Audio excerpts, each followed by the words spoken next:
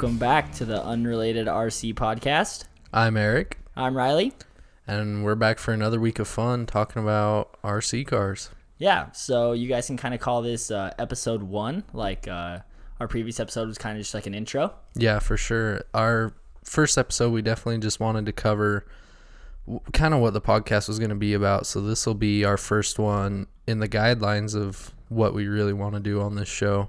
Yeah, for sure. And we were kind of learning. We learned a lot from that first podcast. Yeah, we did for sure, and we're still picking stuff up. So yeah, we kind of went over it. We have a lot we want to improve on, and I think it's just going to get better every show. Yeah, we're definitely picking it up quick, but definitely have some room to improve. Yeah. So this week on the show, we got some weekly news. We also did quite a bit of driving, like since the first podcast, that we have a lot to talk about, and yeah. Yeah, we did a lot of driving this weekend. We went to our local hobby shop and did some Ultra 4 style racing and did some 1.9 crawling there on that little course just for some fun. And we got to drive a TRX4 that we'll talk about to kind of compare to our SCX10s. And I picked up a Spectrum DX5 Rugged that we're going to talk about too, that I picked up on Saturday. So we got 1 day use out of that. We went out to one of our state parks and drove for an hour or so. Yeah, before we had some rig issues that we'll get into. Yeah, we had some technical difficulties, but we'll get into that later in the show. Yeah, for sure. So starting off, we'll jump right into it with weekly news.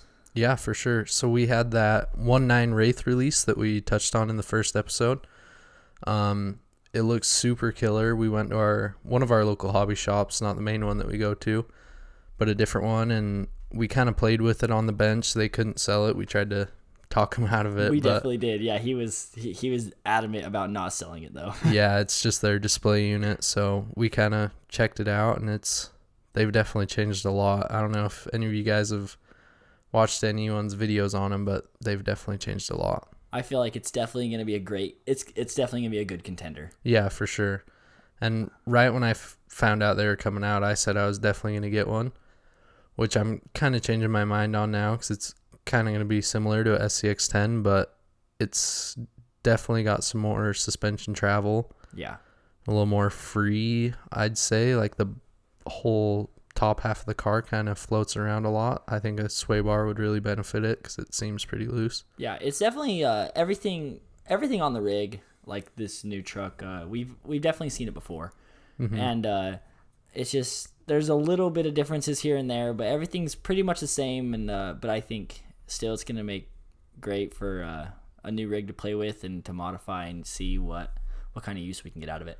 Yeah, for sure. One of the coolest parts that I saw was they modeled in that Scale LS engine into the receiver box cover, which looks super cool. Covers the top of the servo too. Yeah. And that was one of my favorite things. And then they kind of have that dual style frame rail. I'm not sure what class this is going to classify in with that kind of setup, but yeah, it's kind of a different, like it's a chassis like frame rail setup that we've never seen before. Yeah, for sure. And it's not really like C-channel, but it's just like plastic tube, but it's definitely different from the original 2.2 Wraith. Yeah. And then it's got that SCX10 tranny and skid with the boat sides coming out to the sides of the cage, which will definitely help it slide over some rocks and get over some of those difficult obstacles. Yeah. And one of my favorite things about the rig is definitely the how the battery box is kind of like the Bomber. Yeah, and for sure. And they integrated it to kind of have like fender wells and make it look really scale. Yeah. Like I love that. Like that's one of my favorite parts about my Bomber, and like that's a huge selling point for me with this rig. Like I definitely want to get one. Yeah, I'm definitely glad they relocated that battery box into the front from the original Wraith, because that was really just a pain in the ass for everyone to have to switch first thing. It was definitely that was when I got my Wraith. It was definitely a first mod. Yeah, it's something that you can't even really drive the car without. So I'm glad they kind of listened to the people on that one and switched that up. And a lot of the people that I've seen on RC Crawler on some of the forums and stuff, a lot of people are kind of angry about this release, calling it a re-release, or Axial needs to come out with something new. And yeah, I think it's definitely good. It's definitely different from what they've had before, and I'm glad that they did it. I think they should push. This is such a sweet chassis. I think they should push it as far as they can. And definitely, like, I think it has room for improvements. Like Axial now having this chassis, they could definitely, kind of like how they designed the Bomber chassis, maybe find another 1-to-1 chassis that they could stick on this frame. Yeah, for sure. I think that'd be super cool. Maybe we'll see that in the future. Who knows? But they've definitely just done some cool stuff. I think with some links and shocks that it'll really be a performer in a servo, obviously. But for sure, it comes stock with that 12-inch wheelbase. Yeah, which kind of surprised both of us really when we found that out. Yeah, and like, but in this running video, like in the running video they have on Axial's website, like it doesn't look like not what, like it looks all right. Like it's getting over the rocks well, and it doesn't look like it wants to tip back because doesn't have a lot of wheelbase. But I think it looks really good, and I think maybe I'd stretch it a little bit to that 12.3. Yeah, I would too, for sure. It's 12.3 is definitely the way to go for any performance build, but in that video you can see how different the car handles compared to SCX10. I thought it would be really similar, but yeah, for sure. You can see that it's kind of floating around a lot more, and I'm sure with a brushless system in it that you could set it up to handle pretty good over some fast stuff with some bigger tires and better shocks. Yeah, the second I saw this rig, I've always wanted, like I built my my wraith, I mean not my wraith, but my Bomber to be like a 2.2 U4 rig. Mm-hmm. And I think definitely I want a 2.219 rig with this.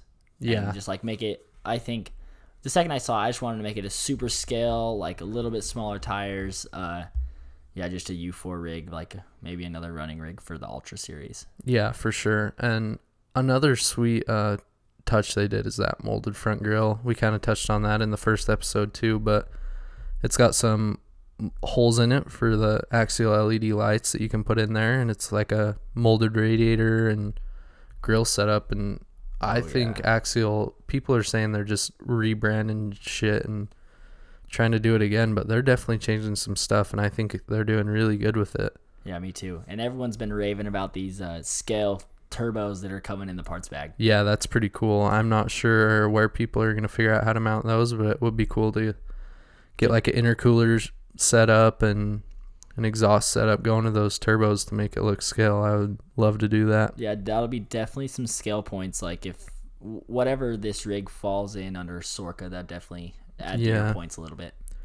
Yeah, I saw some debates on RC Crawler about what class they'd run in, and I guess it's kind of hard to fit into class 2 because the front end's pinched, number 1, the rear end's dovetailed, and it has boat sides. And I guess in class 2 you can only have 2 of those 3 things from what I saw, and full width bumpers too, which this kind of has. But it'll definitely be interesting. It'll get killed in class 3 obviously, but it would be pretty cool to build for class 2 if they allow it. Yeah, I think it'll just be a great it'll definitely be a debate in the Sorka style of events, but in like the more the trail events, I think it'll just be a great addition to all the great cars that are already out on the market. Yeah, I love the styling on it too. They totally knocked it out of the park with this body. It's like kind of like the Spawn body, but I'm sure you guys have all seen it, but it's like a roofless Spawn body with a more square front end, and I think they really killed it on this car. Yeah, I really don't have any complaints. Yeah. And we saw at our local hobby shop. That matte body looks so good, and oh yeah, I wish all Axial vehicles came with that matte body, because the one we saw was orange. Yeah, it was an orange one, but and I hate bright colors so much, but the orange really did look good. All my cars are bright red. Yeah. But yeah, I would definitely go for a black one, but yeah, the body would definitely get painted red eventually when they come out with the clear one. Yeah. Our main local hobby shop said he has 6 of them on order, I believe, so we'll probably be picking some of those up sooner than later, I think, but I'm not sure. I have some other things in mind right now, but I think it all could transfer over to this too, depending on when people start getting in. When they show up, really. Yeah, because right now there's quite a few people that have it. It's mostly like your main YouTuber guys, your main social media guys, but it'll be definitely interesting when the public gets their hands on it, and you'll see a lot more parts coming out for it, and just curious to see what people do. Yeah, for sure. I'd love to do a build on one along with all my cars with some VP axles and just really make it look good, some VP wheels, and you could really make this thing a top contender with just a few little things, and yeah, it would be a sweet rig. And I love, like, that's why I like my Bomber so much, my Wraith so much, because I love like chassis cars, like when they have a chassis on top when they don't have a Lex end body. Yeah, like I love that. Like I just like way less cringy when they're rolling, and yeah, and like even when you want to pick the car up by like the top cage, like when you do it with the body, it's kind of it's cringy, like you said, but like when you just pick it up off the cage with one of these cars, it's not like, that's just one of the little it's just things. Solid. Yeah, for sure. That's rad. And they're definitely cool, so we'll probably be picking some of these up soon. I don't know. So next on our news, we want to touch on a new VS-410 price drop, which we're not really sure what that's about. Riley thinks they may be working to release something new, and I kind of beg to differ, but I'm not really sure. Yeah, with that price drop, yeah, I've kind of been like, I've recently just built my Bomber, and like did a lot of VP parts on it, and it's kind of hard to find them. Like Vanquish is really, in my eyes at least, I just feel like they're cutting back a lot of their stuff just to get ready for something big. Yeah, they may be cutting back stock. I think they might be dropping the price because maybe they have a bunch of overstock in that. I mean, that's a hard thing to sell at $900. So yeah, that's the $150 price cut down to $750 really makes it a lot more appealing. It definitely made, like, I really haven't thought of one just because I've had my SCX10, and I recently built an SCX10 too that does really good, and like I really haven't thought about really getting into a VS-410 until this price drop. Yeah, for sure. And I'd really like to build one in the near future. I kind of wanted to build one for Axial Fest, but from what I can tell, they won't be legal, so I'm not really sure. If anyone has any more info on that, let us know. But in that case, I might still pick one up and then just build my SCX10 too. I don't know. Yeah, and like another thing I thought of, like with kind of the Vanquish kits, like their Ripper and like this VS-410, like Vanquish to me is very exotic. Yeah. And, like they're very high dollar, but like very appealing because of that too. Yeah, because of the price, and like people kind of, they don't go to it because it's so expensive, but that's what makes it cool. It's like not everyone has one, so like with this price drop, I kind of thought just a little bit in a way, it's like, oh, that's kind of not as cool because like more people are gonna have them. It's gonna be cool, but like at the same time, it's like they're gonna be less rare. Yeah. Like Vanquish has just always had that like super rare like visage to me, and like the rareness is definitely huge, but kind of what I see in that is just all the machine time. I mean, for sure, everything is so crazy on those cars. It's just like looking at those VS-410 axles. They're different than the rest of the Curry offerings that Vanquish has, and they look so, I don't know, I really prefer them over the F9 or the Rock Jock look. Yeah, they have that kind of braced pumpkin look. They kind of look like it's plated on the bottom, kind of like you would see in real life. Yeah, and they're super offset. Yeah, for sure. That front axle is not centered. The rear is centered, but the front is offset like a real one-to-one axle would be, which is super rad. Yeah. So, the VS-410, you might be seeing it a little bit more on the trails because of this price drop. Yeah, for sure. And moving on, last Friday we have our main RC shop we go to. It's called Sky RC in St. George, Utah. Yep. It's ran by Cody May. Yeah, he's a super intelligent guy. He used to build like dune cars, like Razors and all sorts of side-by-sides, and right now he just barely finished up a Razor build with the Arctic Cat Z1 engine. I think he's running it on like, I want to say 15 pounds right now, and I think it dynoed a decent 3-digit number for sure it's definitely a UTV. high horsepower car. It's insane looking. If you want to look at that. I think his Instagram and Facebook is Quicksand Motorsports for that, but it's a really insane build, especially to see in real life. All the tin work and everything, like electric opening and closing doors. He's really knowledgeable, and somehow he got into the RC hobby and kind of shut down his fabrication shop, from what I know. Yeah, I think he's just kind of always been like just kind of like anyone, like an off-road guy, but just always like been into RC cars. And I don't know, it's been probably the last 3 years that like 2 to 3 years that we've been going there. And he started it's a small shop. It's just him like in the shop that runs it. And but he keeps so much good stock, and like he always has the parts, and like he's just super solid. Yeah, he treats all of our diehard local guys super good too. He's really great to work with us on anything and help us get whatever parts we need. I'd definitely much rather support him than anyone else that I know, for sure. Yeah, and it's definitely cool just to like support local hobby shops, just because like those are the guys, like the guys having those like little shops and like keeping it good is like it really what keeps this like hobby alive. Yeah, for sure. It's definitely those guys that are helping us out. And one of the big things he does to give back to our little RC community that we have here, he, I guess, built like an Ultra 4 style track in the back of his shop. Yeah. It's in the dirt. You can check that out. Club Crawl with a K on Facebook. Yeah. So every Friday night, he kind of just invites everyone that's like, he just has a Facebook page, Club Crawl, and invites everyone in the St. George area, like people that are his customers, people that really aren't, like just whoever wants to come out, have a good time. And we went over there. I've been going for the past couple months, but you've recently started going. Yeah, this was my first one, and it was definitely an insane turnout. I was really impressed. Yeah, so it's kind of like a U4 style track. Yeah. And then he also has like a more competition crawler track with cones and stuff. Yeah, it's like a single lane Ultra 4 track.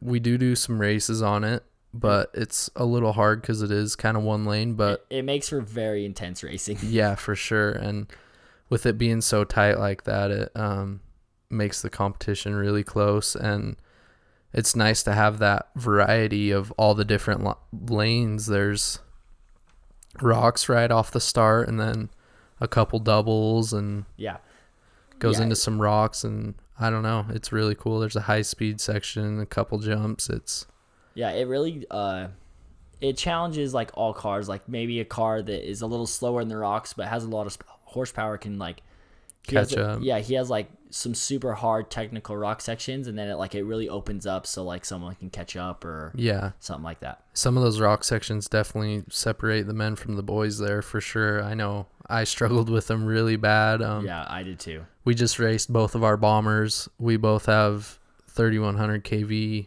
Tekin motors in our bombers, Rock 412s. So there was probably 8 of us that signed up to race, and I got turned out in the first round, but it was still super fun to go do that and kind of be back racing. You definitely get that feeling of being at any race. Yeah, it's so much fun. And and we're both running the axial BFG, what are they called?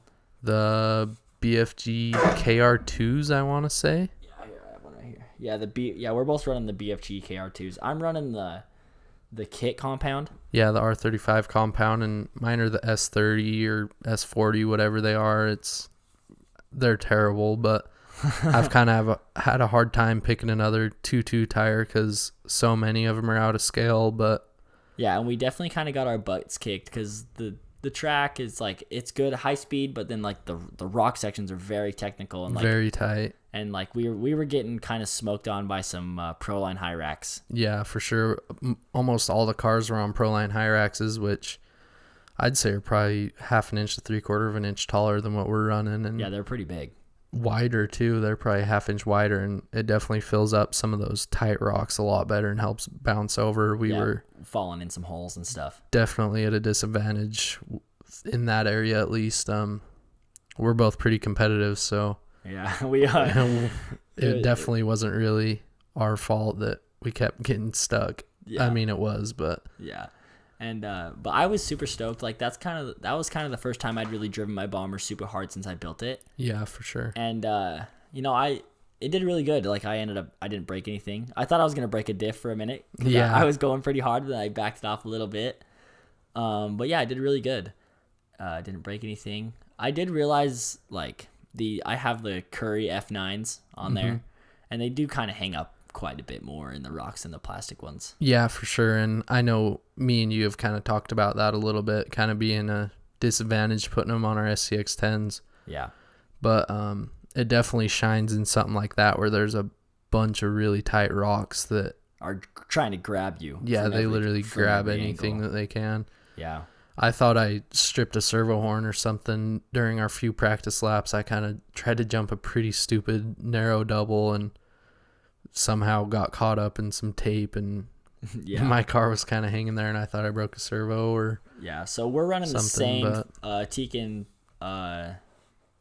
motors, but you're on 3S and I'm on 2S, so you're running quite a bit faster than me. Yeah, for sure. And I'm running a Mamba X, and I've kind of messed with the throttle curve a little bit. I know yours is still linear, but I've messed with mine a little bit because of that 3S. It packs a lot of punch right at the bottom end. So yeah, like our cars, they definitely look the same going slow, like in the rocks. Like they definitely look like they're going the same speed and have the same torque. But as soon as we get on that flat open stuff, you definitely have a big advantage. Yeah, for sure. And he had a little jump that was cutting part of the track that was kind of an option line, and I kind of took that every lap I could because I knew I could just pin it and get close to the track again. I was over jumping it a little bit, and I know it was a lot harder for you to clear it perfectly. Yeah, for sure. I think that's definitely kind of like I've kind of been, I don't know why, I've just kind of always ran those 2 cell batteries, just kind of playing it safe with not having to run a BEC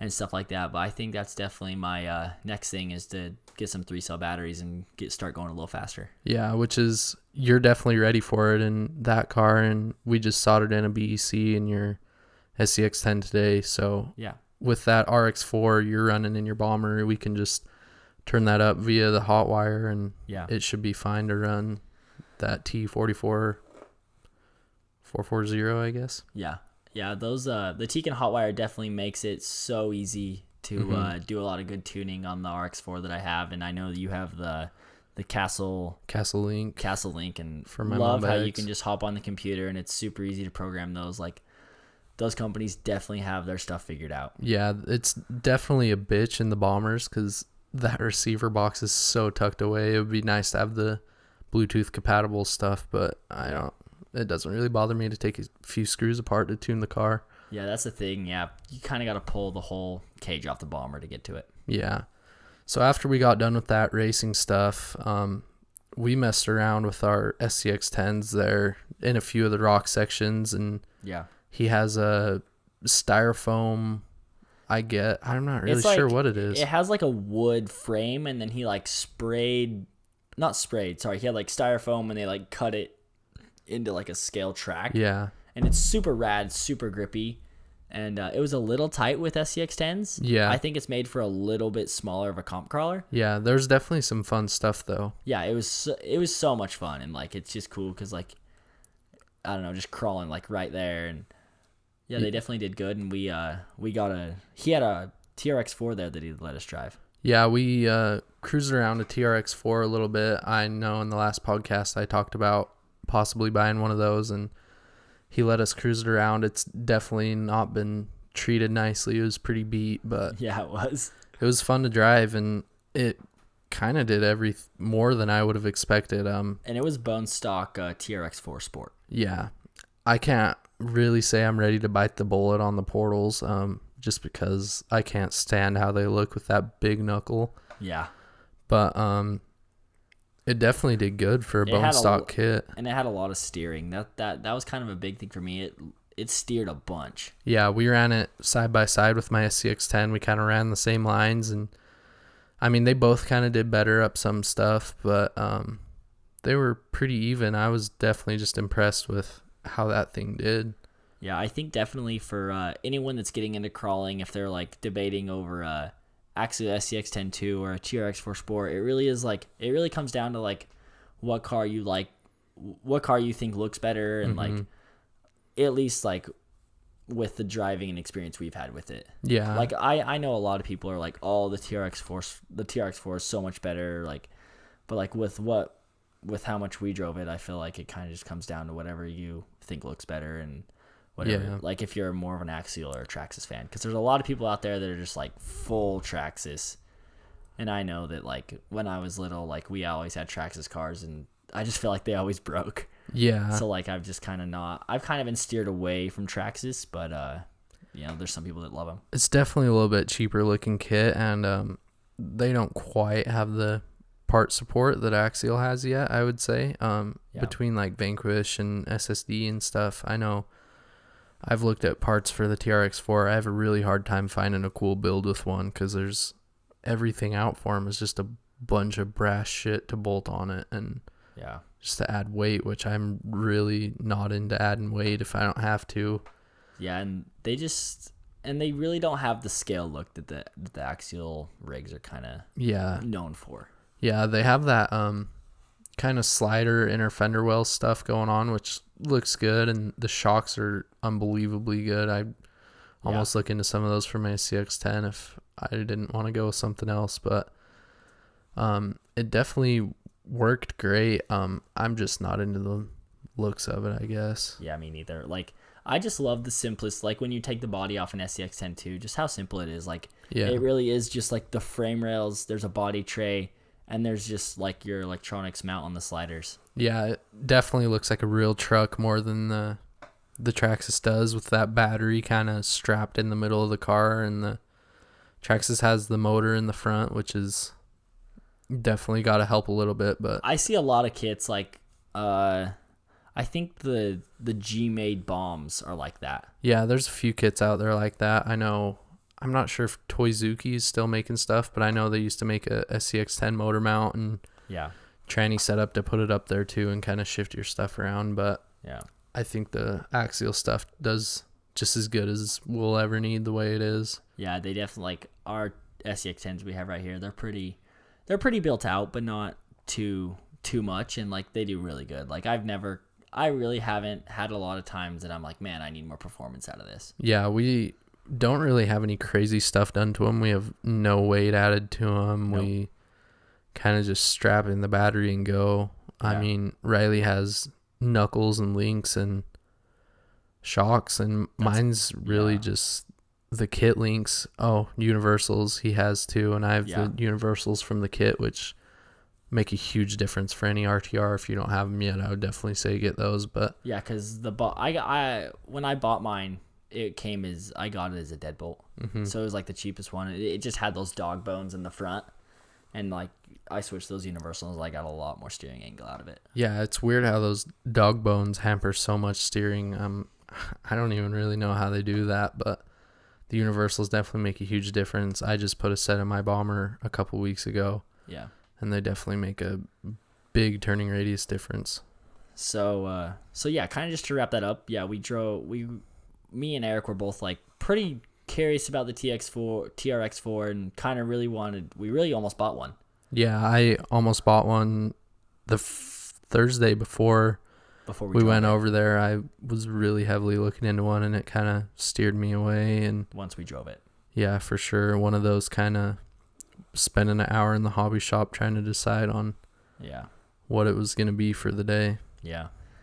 And so yeah, we drove it, and it really didn't trip our trigger too much. We're just kind of, I guess we're a little too hard Axial guys. Yeah, for sure. We're definitely fanboys to say the least, but it's just nice because Axial supports all of us so much, and there's so much part support. It's hard to even try and steer away from them. And yeah. Like, you don't want to steer away because it's a bad company. Like, you just want to, because they are really great. Like, you almost just want to steer away just to try something a little bit different. Yeah. But, like, even with that, like, it's so hard. Yeah. I mean, we'll probably eventually get one. But right now, I wouldn't say is the time. I'm kind of focused on the pre-Axial Fest getting stuff ready, I guess. Yeah, for sure. It's definitely, 2-3 months away, and I know every day almost every day I'm checking Axial Facebook, Axial Instagram, just waiting for pre-register to come out. Yeah, I'm ready for them to release that. Really, it's 3 months away now.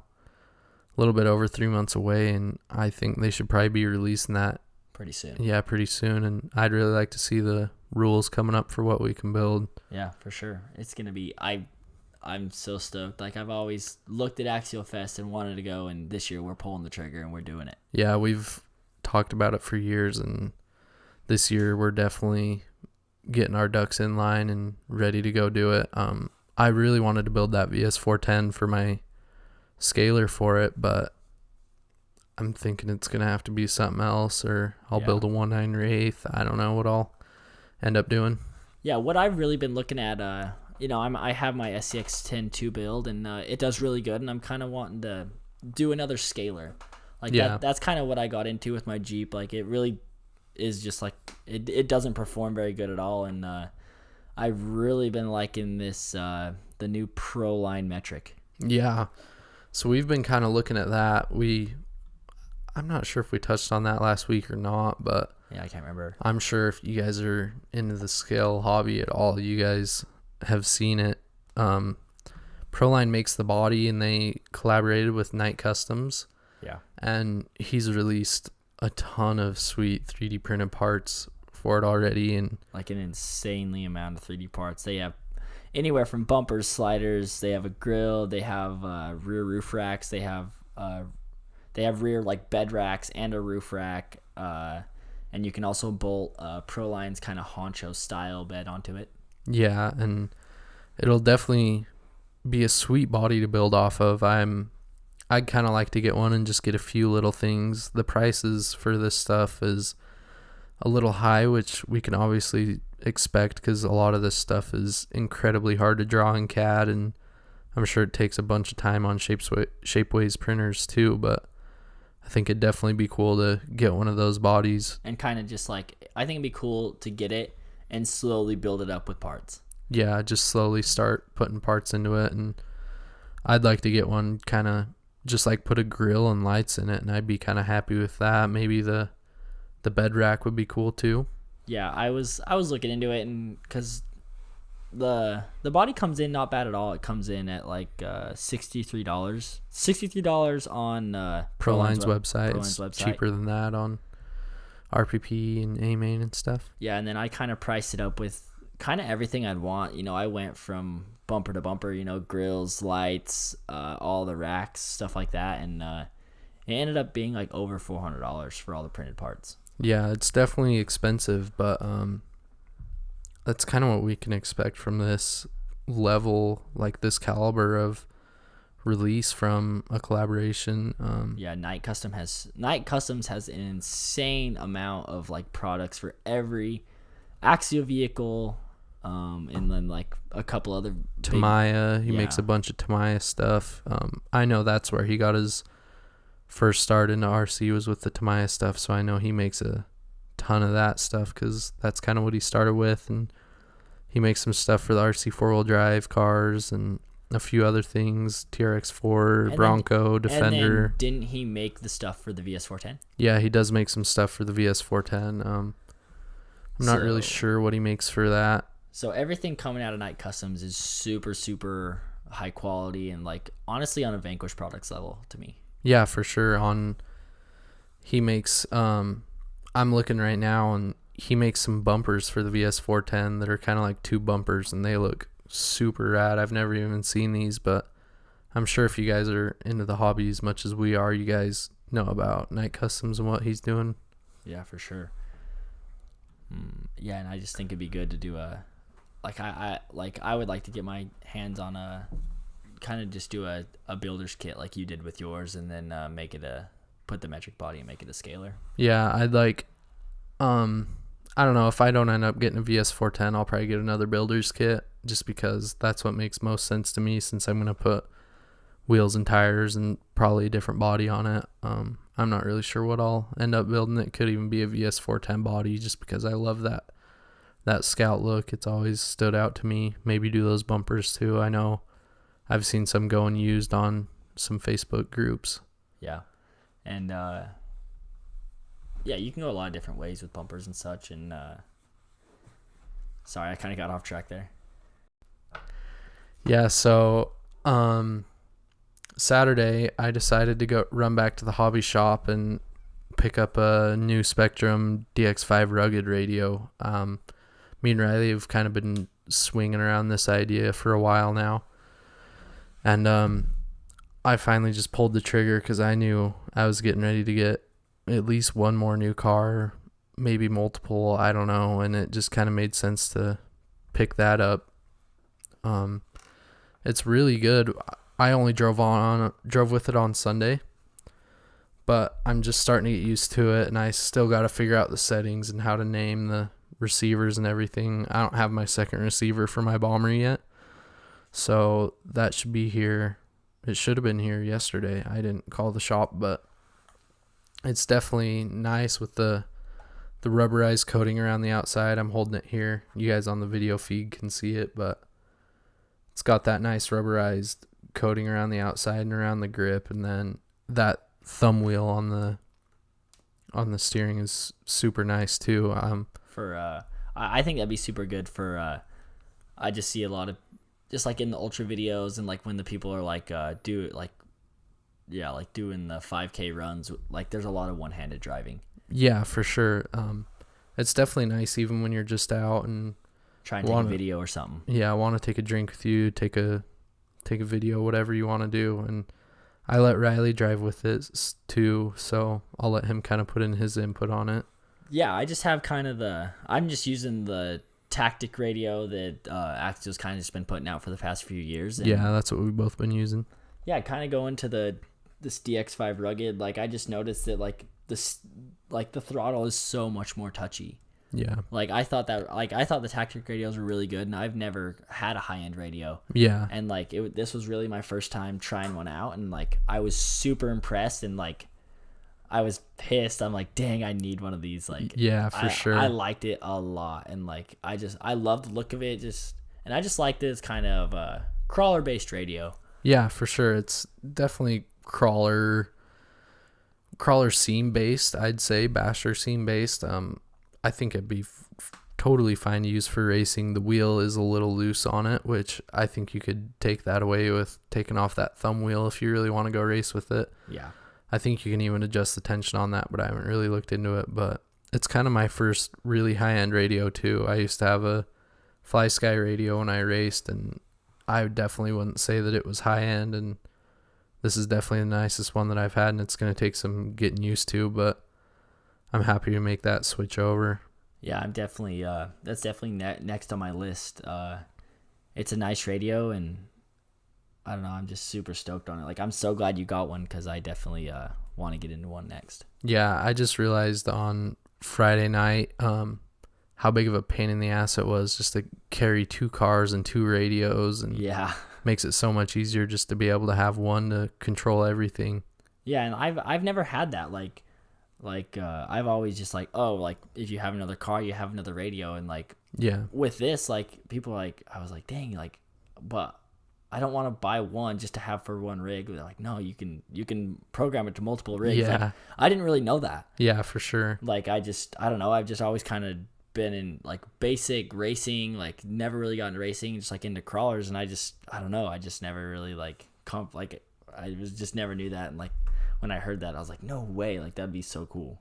Yeah, I'm stoked to get into learning how to program the channels too. I've had a RC 4-wheel drive Warn winch from my first SCX-10 just sitting in my room waiting for something, and I just remember it was really not fun to program to the tactic radio. It took me forever, so I'm stoked to be able to program that, and I'll probably have to get a different bumper for my 1.9 car to make that work, but it'll definitely be nice to be able to mess with some of that stuff. Maybe try and hook up some lights. I think you can use some Hey-OK wire harnesses to get that to work, but definitely look into that some more. Yeah, and so you went and your first drive with it was on Sunday. Yeah, we went out to one of our state parks up here in southern Utah, and it was really fun. We'd never really driven RC cars over there, and it was nice. One-handed driving. I kind of one-handed drive a lot when we're just out hiking around, just because it's easy for me to do. Yeah, the tactic radio actually isn't too bad for one-handed driving. Yeah, for sure. I would say it's comparable to the Spectrum radio with the thumb wheel on it, distance wise. Yeah, that's what I was saying, like the distance between the trigger and the wheel. Yeah. So yeah, that first drive was really good. Like Riley said, everything just feels a lot more kind of in tune with what's going on with the car, just controlling it wise, and it's definitely just gonna get better. I kind of just plugged it in and ran it, set my trims, and went. Yeah, like the screen that comes on the top of it, it gives a lot of information. Yeah, for sure. I know there's like a mode to set multiple different kind of parameters for a car, so you can kind of have like your race mode for your bomber with very little drag brake and full throttle, and then you can kind of limit a bunch of that throttle back in a different, I guess, tune up in the radio and put on all the drag brake that you want for taking that thing out crawling, which we do from time to time. So yeah, I still kind of got to look into a bunch of those settings and look through the manual and figure that stuff out, but it's definitely going to be nice. It's a sweet radio to have for sure. Yeah, I think my definite goal is to have one, before Axial Fest. Yeah, for sure. I'd say you'd want that. And it's so nice being able to have that wheel wrench in the back too. Any of you guys that have 2.2 rigs know those wheel nuts come loose all the time, and you got to adjust your nuts a lot on the trail. Yeah, especially on a brushless car. You got to check your nuts, if you know what I'm saying. Yeah, I know at the when we were racing over at Sky RC on Friday, we were checking our nuts between every race. Yeah, everyone was just checking, and it's definitely nice to be able to have that. You might be able to put a few other small tools in there, but maybe like some little L Allens just to have. Yeah. I just barely kind of thought of that. It'd be nice to throw in there just to kind of fix anything if you really have to. Maybe a couple extra screws. Yeah, and so we went out on Saturday to Snow Canyon. It was like Sunday. Oh, it was Sunday. Yeah, sorry about that. And it was like 30 minutes from our house. Yeah. And it was actually the first time we had some technical difficulties on the SCX10s. Yeah, we both had some issues within a few feet of each other, really. Yeah, it was like right at the same time, and we were deep. Yeah. Like we were pretty far in. We were probably 3/4 of a mile into our little excursion, and we were planning on kind of looping back around because the sun was starting to go down. Yeah. And Riley was trying to figure out what was going on with his steering. We thought he broke his servo. We thought it was glitching out, and we didn't really know what it was doing. And then we figured out that the Panhard mount broke on that stock shock tower. We don't really know how that happened. We're thinking it was a premature failure to when we did that, because nothing crazy really happened. And then I was sitting there making fun of him because he was broke, and I started driving away and took a good 40-foot tumble down a cliff into a little ravine. And I picked my car up, and I was like, oh, it's fine. Set it down, and the servo was toast. It wouldn't even move. I just had a stock Tactic TX45 in it, and it was just dusted. Yeah, it was just clicking, making a bunch of crazy noises. It was so funny. We're like, oh, we can drive out of this. And I think we tried to drive for about 20 feet. We're like, no, we're done. Yeah, you can see a video of that on our Instagram. We posted up a video of that, but definitely there was no limping the car out of that situation. And there's nothing worse than carrying your RC car back to the truck. Oh, yeah, especially 3/4 of a mile away, and there's just everyone's looking at you walking with your RC car in your hand. It was just like one of those Sundays, and like there's just a lot of families out on the trail, like, oh, look at those cool it was RC really cars. Like the first nice day that we've had out here, so there was a bunch of people out and about. And then like, I don't know, a lot of people see us driving it, and then like walking back, they see us holding them, and they're like, oh. Yeah, both of us were doing the walk of shame back to the truck, and it was a good time though. Yeah, it was definitely fun, and definitely somewhere where we'll probably visit again. 100%. Yeah, I'm not really sure what the legality is on that, but I can't imagine they'll get too mad at us for driving some toy cars on the trails. Yeah, we're not tearing nothing up, and we're only really like crawling and spinning our wheels when we're on the rocks. Yeah, we're not really taking out bushes or chasing rabbits or anything. Yeah, and like that was really the first part I had broken on my SCX10 too. Yeah, so you replaced that with Vanquish stuff, right? Yep, I got some. It's not here yet, but I got some Vanquish shock towers on the way. Yeah, and I know that that's a big that panhard mount is a huge weak point on these SCX 10.2s, and I kind of knew that going into mine that I was probably going to need shock towers eventually. I didn't order any yet. I'll probably just wait until mine break or put them on right before an event if I feel like I need them. For sure. But I ordered a servo from Amazon. It's the 25 kg waterproof servo, I think. I think it has 330 some odd ounces of torque at 6 volts. So I figured at $35 it would be a good servo that we may as well try and kind of see if we kind of strike gold with an Amazon servo. Yeah, it could be good. I know I've read a few things about them. I have a Savox 1210 or 1230 in my bomber. I'm not sure what it is.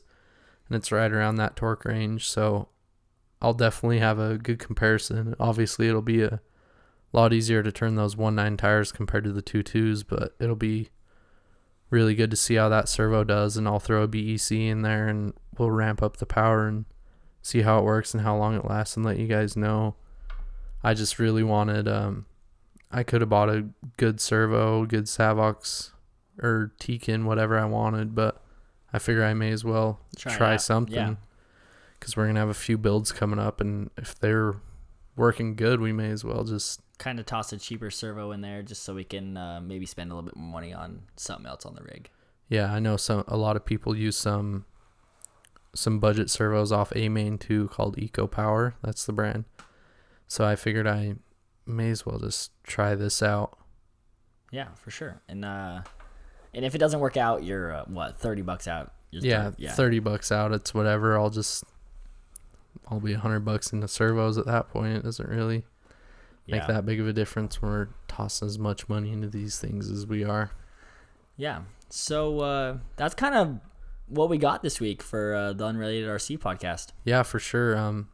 I definitely think we had a good week. We're gonna keep pushing this momentum forward and hopefully keep going. We're gonna go to another race this weekend, I believe, as long as our hobby shop owners in town will make it out there, go check it out, see who we can get ran into by, or see what we can break, or see what we can see if we can actually win. We both actually lost in our first bracket. Yeah, so we've definitely got some redemption going on, and for sure I'd like to get some tires definitely to try and help out with that losing streak that we have going on. Yeah, and hopefully get those Vanquish shock towers, see what kind of difference those make, and just getting some more driving in so we can come to you guys every week with some good content, and hopefully you guys can laugh a little bit and kind of get into the show. Yeah, for sure. We're still trying to loosen up a little bit, to say the least, but I'd say we're slowly getting there. It's definitely hard just to try and jump in and do this like we are, but it's working pretty good so far, I think. Yeah, I think it's going really good, and I think we're making leaps, and even from our first one, I think we've made leaps and bounds. Yeah, I think we're doing a lot better, and I know we're going to add some intro music to this one, which should hopefully make it sound a little more professional. We definitely want you guys to share this with everyone that you can. I think this episode, I'm going to start blasting it out on RC Crawler and social media. Yeah, social media, and try and get the name out. I know we didn't want to do that with the last one just because it was a little cringy. Yeah, it was a little low quality to say the least, but we're definitely trying to pick that up and go back and listen to that one just to kind of get our introductions and see where we're coming from and some of our knowledge about this stuff, really. Yeah, kind of. I think even though that one's like a little like we said, kind of a little lower quality, like I think it'll make everything make more sense. Yeah, everything will kind of come together, and we go over our stories and kind of how we got into RC and everything and that. So tell your friends and everyone to listen to this one and the first one, just to try and be on the same page as us, really. Yeah. So I think that's all we got. Make sure you guys check out our Instagram. It's the Unrelated RC Podcast. Yeah, so we're going to be posting content there pretty often. We're probably going to start putting out posts probably every other day. I know we have a bunch of photos saved and a ton of stuff, and we can take some more. I don't know. We're going to try and put out as much content as we can, maybe some videos at those races and events that we go to. Yeah, I know. If you guys really want a good laugh or just a little bit of entertainment, I know Club Crawl, they go live every time we have a race. So yeah, like that on Facebook, and you can see all the action live. And hopefully, if you guys are in St. George or close or passing through on a Friday night, stop by. Yeah, for sure. Even if you want to contact us, just send us a DM or email or whatever. The podcast is on right now. Currently, it's on Podbean, Spotify, Stitcher. We have the video feed on YouTube, which we're kind of working on getting a little better. And right now, I'm working with some issues with Apple to get that on the podcast store. But that should be figured out this week, hopefully. And we're working on some Facebook page issues too, but we should have that all covered up here soon. Yeah. So check us out on all the social media and tune in next week. And yeah.